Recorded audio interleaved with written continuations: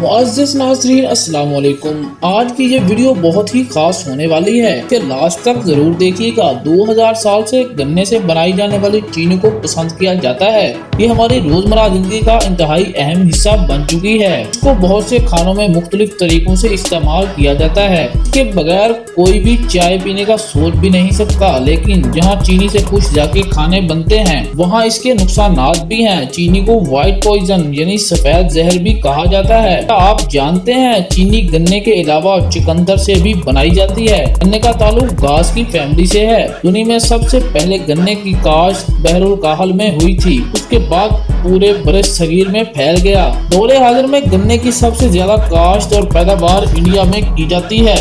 پاکستان گنے کی پیداوار کے لحاظ سے 5ویں جبکہ چینی کے لحاظ سے 15واں ملک ہے۔ تو آئیے طے کرتے ہیں گنے سے چینی تک کا سفر۔ دوستو، سب سے پہلے گنے کو کاٹ کر شوگر ملز تک لایا جاتا ہے۔ گنے کے چھوٹے چھوٹے ٹکڑے کرنے کے بعد اسے ٹوکر نامی مشین میں ڈالا جاتا ہے، جہاں اس کے برابر سائز کے ٹکڑے کیے جاتے ہیں تاکہ انہیں نچوڑ کر ان کا زیادہ سے زیادہ رس نکالا جا سکے۔ گنے کے ٹکڑوں کو نچوڑنے کے لیے ایک کرسٹر میں ڈالا جاتا ہے، جس کی بدولت گنے کا رس اور چھلکے الگ ہو جاتے ہیں۔ شوگر انڈسٹری میں اس الگ کیے گئے چھلکے کو بگاس کہتے ہیں اور یہ بگاس ایندھن کے طور پر استعمال کی جاتی ہے۔ یہ اتنی فائدہ مند ایندھن ہے کہ ملز کے سارے پاور کی ضروریات اسی سے پوری ہو جاتی ہیں۔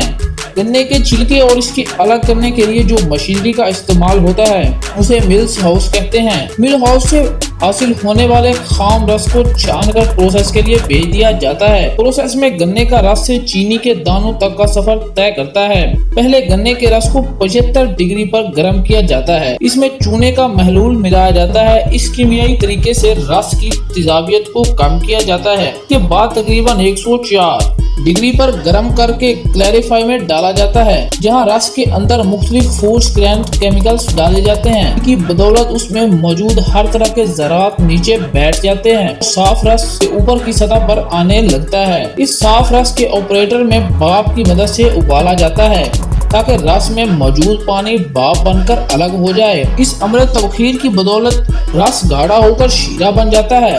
اس شیرے کو گرم کرنے سے چینی کے خام دانے یعنی شوگر کرسٹل بنائے جاتے ہیں، اور جب خام چینی تیار ہو جاتی ہے تو اس کا کچھ حصہ رکھ لیا جاتا ہے۔ اس خام چینی کو مشری بنانے والے خریدتے ہیں کیونکہ خام چینی کیمیکل سے پاک ہوتی ہے۔ مشری بنانے کے لیے خام چینی سے تھوڑا سا پانی اور تھوڑا سا دودھ ملا کر اچھی طرح سے ابالا جاتا ہے۔ کئی گھنٹوں ابالنے کے بعد جب یہ شیرہ لیسدار ہو جاتا ہے تو پہلے سے تیار برتن میں جن پر داغے لگے ہوتے ہیں ان میں ڈال دیا جاتا ہے اور 8 دنوں تک اسے ڈھانپ کر رکھا جاتا ہے تاکہ اس کو ہوا نہ لگ سکے۔ تو دوستو، اس طرح سے خام چینی سے مشری تیار ہوتی ہے جو کہ صحت کے لیے بھی مفید ہے۔ خام چینی کو شیرے سے الگ کرنے کے لیے ایک خاص قسم کی چھلنی سے گزارا جاتا ہے اور شیرے کو الگ الگ کیا جاتا ہے۔ اس شیرے کو مولاسس کہتے ہیں اور اس کی کئی مراحل سے گزار کر چینی بنائی جاتی ہے اور پھر تیار شدہ چینی کے بعد پیک کر کے آگے بھیج دیا جاتا ہے۔ تو دوستو، آپ کو یہ ویڈیو کیسی لگی ہمیں کمنٹ میں ضرور بتائیے گا۔ اگر آپ رحمانی اسٹوڈیو پر نیو ہیں تو ہمارے چینل کو سبسکرائب کر لیں تاکہ ایسی انٹرسٹنگ ویڈیو آپ تک آسانی سے پہنچ سکیں۔